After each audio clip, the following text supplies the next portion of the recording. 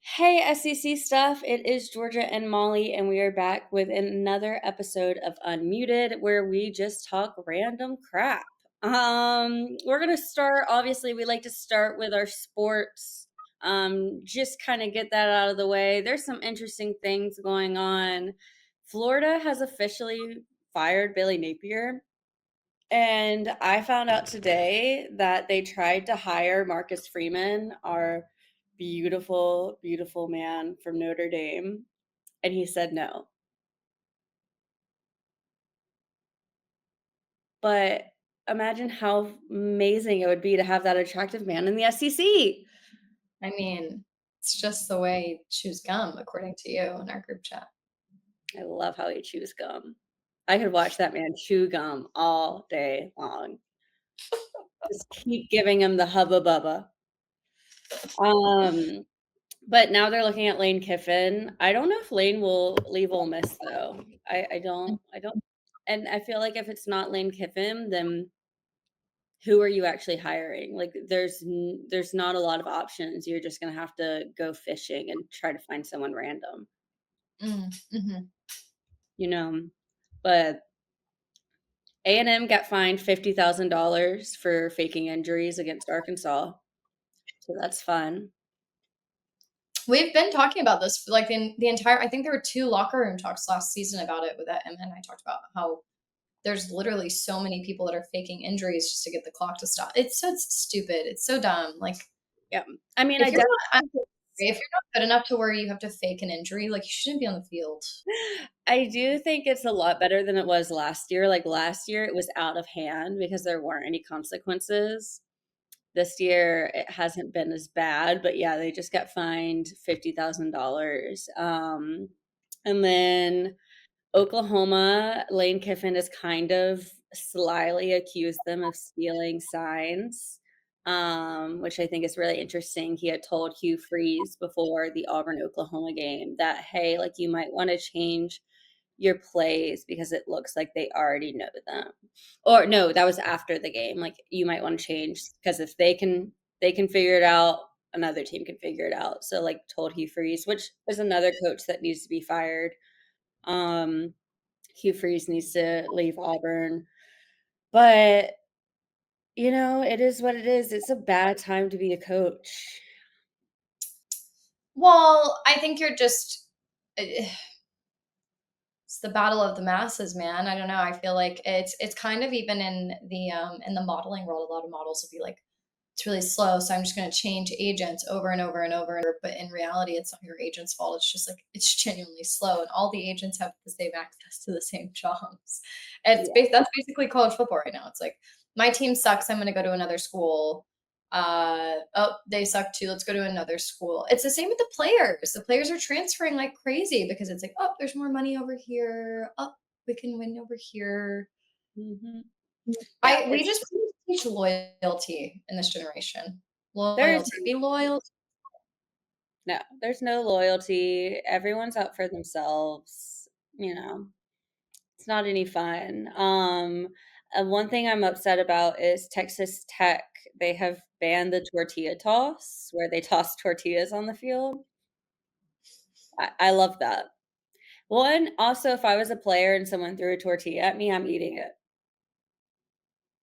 no doubt. Matter of fact, toss the butter and honey with it, and we're good to go. Matter of fact, throw some ground beef, onions, cilantro, start throwing it all. Let me make myself a little taco on the sideline. No, actually, Yeah. quite But literally. fans have lost their minds, like in every single sport. Fans have just lost their minds of being mean to players, and I'm sure players don't appreciate getting thrown tortillas at. I would think it was funny, and like I think it's better than like trash or something. Like tortillas is kind of funny. Or Um, water bottles.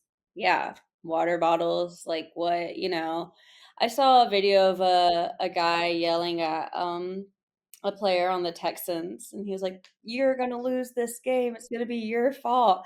It actually ended up kind of being his fault, which was like a prodigy, But, I mean, we're wild. Like, fans are wild these days. Like, I feel like everyone's turned into Philadelphia Eagles fans, like, with how aggressive they are, because 'cause they've all like to me, Eagles fans are, like, the top of the aggression. Like, that's out of all fan bases, that's how aggressive you can get, and I feel like we've all reached that point of just being aggressive and mean and crazy. I love the Eagles, don't get me wrong. The fans, scary. I think you love Jalen Hurts. Mm, yeah, I do. I do love Jalen Hurts. Who doesn't? If you don't love that man, there's something wrong with you. Like, he is just like when people hate on him, I'm like, "Don't hate on my baby. Don't Don't hate ever on my man. don't hate on my man." That man can do no wrong. He could start throwing 5 interceptions a game, and I would still be like, "That's the best quarterback in the world." That's your guy. That's my guy right there. But even though my Tennessee hate week is done, Alabama did beat Tennessee, which was great for me. I did talk a little bit about how I hate Tennessee fans more than I hate Auburn fans, and I wanted to touch on it a little bit more. I have figured out that one of the reasons that I hate Tennessee fans more than I hate Auburn fans is because Tennessee fans always want to joke about family fucks and incest with Alabama. But have you been to Tennessee? Have you been to the hills and the mountains in Tennessee? You have no room to speak. No room. I think that's one thing I don't like about Tennessee fans. You can't bring it up. Now, when other places are like, Alabama are cousin I'm like, oh, you shut up. Like, okay, whatever. But when Tennessee fans bring it up,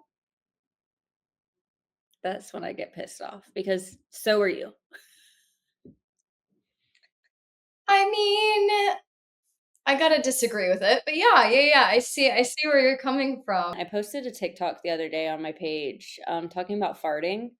And when I tell you that I get a message now every day asking to fart on camera, I almost do it. I was gonna say, have you done it? No, I haven't done it. Um, I was like, I really need money, but I don't want to send you a fart video. I've been asked to do absurd things online for money, and I've never done them because it's just like, I have a friend who does OnlyFans, and she's told me some of the things that she's done for money, like sit in a peanut butter and jelly sandwich.